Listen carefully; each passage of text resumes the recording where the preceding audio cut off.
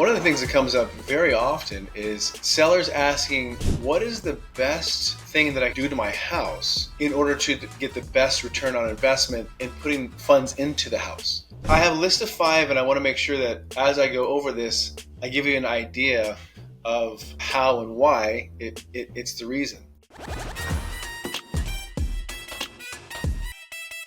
One thing you want to do is you do want to make sure that you have kind of the overall working essentials for the home. You do want to make sure that the heater's working properly. You want to make sure that the pipes are working properly. All of those things are necessary. The aesthetics are what a buyer is going to be drawn in by. And when you're looking at a home, you want to make sure that the inner workings of that home are doing what they're supposed to be doing. Let's say, for example, the heater's not working properly. That's going to be a big red flag on the inspections. It makes sense to have the seller do those inspections up front so that the buyer can then go through the home, go through the inspections. First thing they're going to like is the area, and from the area, then they're going to dive into the inspections. If you don't have the fundamentals of the home working, it's going to drop you into people who are looking at your house that you love and you want to get the most money that you can for. They're going to be investors. Investors are going to come in and they're going to fix the home, and then they'll either rent it out or they'll flip the home. And if you sell to a flipper, it's not the worst thing in the world, but you're not going to get the top dollar because there has to be some margin there for them. And so as I go through a home, I like to make sure when I speak with the seller, I like to make sure they have a good idea of what they can expect and what's the best things to do in order to expect a higher return on investment. The other thing is fix what's broken. If the heater's broken, or if you have HVAC issues, HVAC meaning heater, AC, the ducts, the venting, things of that nature. If you have serious HVAC issues, then it's a matter of really pulling that apart. What makes sense to fix? What doesn't make sense to fix? The people that you want to sell to are going to pay the highest dollar. Those people are going to be the ones who are living in the home. So you don't want that to be set up that a homeowner is going to purchase and then they're going to have to put $10,000, $20,000 into the home just for the HVAC system. So we want to take a look at those things up front. And if you have had, let's say I've worked with sellers who have had issues with the HVAC and it hasn't worked for a long time, but they've just kind of muscled through it. I have vendors that I work with that we can get the assessment, and many times they'll find the problem that somebody else couldn't find, and we'll be able to fix it for a much better price. And so that's one thing to keep in mind as well, is that the vendors that I work with are very good at problem solving and not just looking for that $20,000 paycheck. They want to make sure people are taken care of. And so when it comes to the fixes, make sure the fixes are taken care of.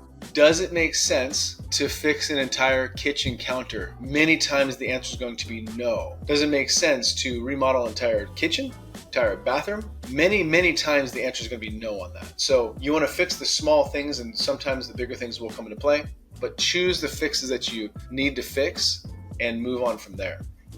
Now, from the buyer's perspective, I work with buyers and I work with many sellers also. And so when I come through the home to talk to a potential client, as a seller, I want to give them that perspective from the buyer's position. How is this going to look from the buyer's perspective? What is best going to show to potential buyers? We do want to make sure that those different aesthetics, the things of the house that you can see as you walk in, those are things that you do want to take care of. And from the buyer's perspective, we don't necessarily want to have a bright orange wall or a bright pink wall or a bright wall or a plaid wall.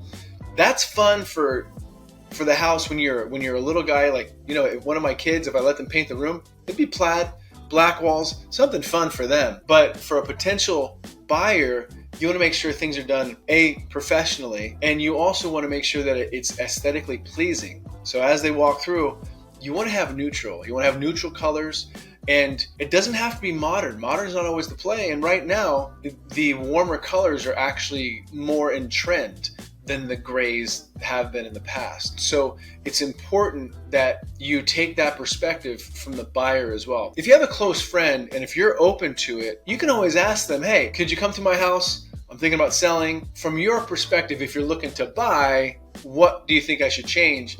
But I also think that's a possibility as a recipe for disaster with a friendship. I don't know. Maybe just want to have somebody come through who's a little more neutral with it, who you're not going to get the feelings hurt if they point some things out.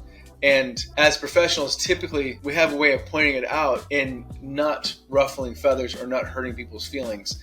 And so we want to make sure we point things out, be professional about it, and we want to make sure that ultimately when I'm talking to a client or a potential client, I'm going to talk to them in a sense of this is what you can do and this is what makes sense. But overall, we want to look at the budget as well. If it doesn't make sense inside the budget, then it doesn't make sense to do. And those choices can be made as you go through in different ways.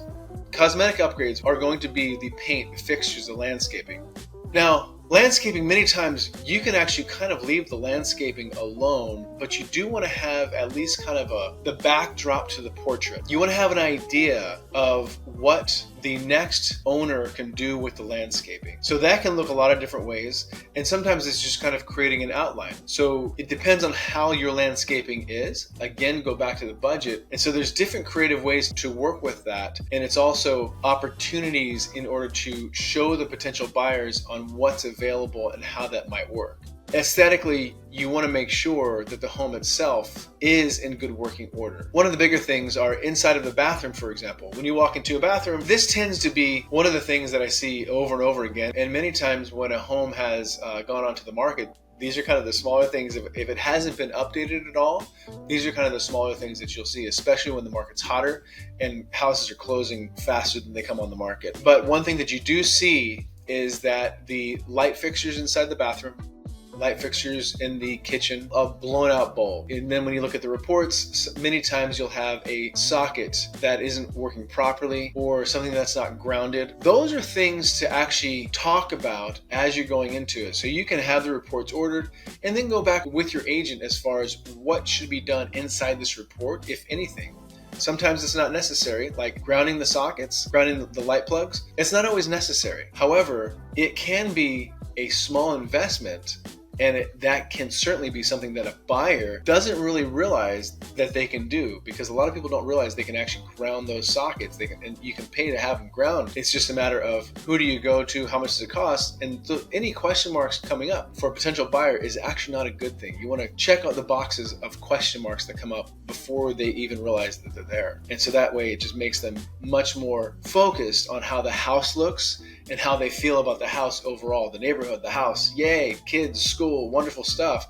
And that's what you want them to focus on. You want them to be excited about just how you were excited when you purchased the home. And whether you're moving on to a different state in order to retire, whether you're just moving up, whether you're moving down, there's all sorts of different reasons that you might be selling, but you want to remember that at one point in time, you were that buyer who was super jazzed about buying this house. So you want to pass that excitement on to the next person. And sometimes it means doing some updating, sometimes it doesn't. One of the things that a lot of people don't think about too is interviewing agents. You want to make sure that you do interview an agent, and inside interviewing the agents, let's say you already have somebody that you want to go to. Call that agent and bring them in and have them go through with the checklist of what needs to be done, what doesn't need to be done. For me, what I do with my potential clients and with my clients, I'll go through and I'll create the checklist and I'll come up with an assessment of what needs to be done. And then I'll actually also be the project manager for those clients. So the hands-on for the clients, unless they really want to be hands-on, I actually take all of that off their plate for them. There are other agents that do it as well, but it's something that I offer and I work with all of my sellers on if that works best for them. So I'm always happy to offer that, and just giving the checklist as well, like what needs to be done, what doesn't need to be done. Maybe you're not in the Bay Area, maybe you need to have a checklist of things that should or shouldn't be done. Feel free to reach out to me, please, directly anytime. I'm always happy to provide those things for you. And one thing that you'll find with a good agent as well is you want to have a strategy moving forward. So you want to have strategic recommendations. Having a strategic recommendation is going to be much more specific than just this is kind of how things go, that's kind of how things go, I'm not sure what to do here. You can typically tell when you're talking to somebody if they have experience with it or if they don't have experience with it and they're kind of talking about what they think should be done. When you're working with an agent who's experienced, there's always new things that come up in this business. One of the reasons I love this business, there's always new things that come up. And if I come across a scenario that I haven't come across yet, I have no hesitation in saying, that's a fantastic question, or that's very interesting. This is my experience with that. Let me get some more information on that and I'll get back to you. And as far as strategy goes, we want to make sure that we do have a strategy for the sale. How is the market currently? We cannot time the market. We want to make sure that what is happening in the market now. And if it's not the right time for the seller or for the buyer, then we'll go with their timeline as far as what makes sense. And any adjustments as we need to go, we'll make them. But we cannot time the market. It is not a good idea to time the market.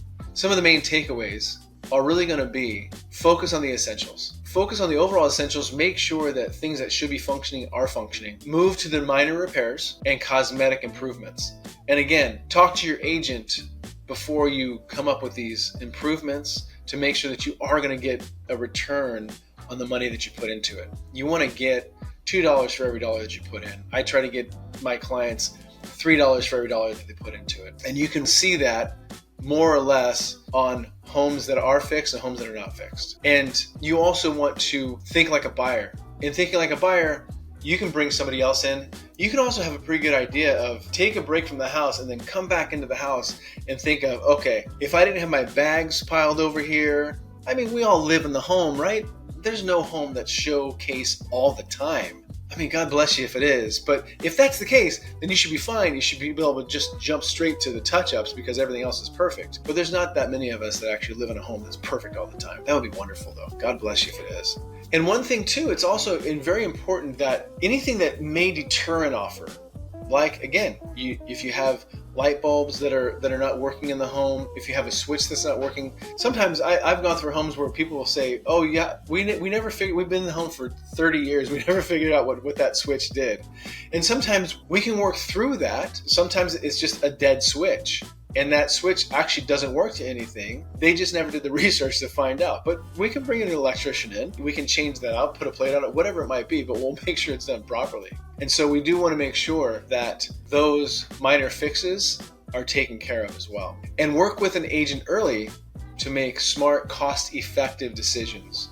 Somebody who does understand how landscaping should look and work, and somebody who does understand how the interior and the exterior, and somebody that will get you the best return for the money that you put into it. If you have any questions at all, I'm always here and happy to help. Please let me know. Please feel free to reach out to me directly. Talk to you soon.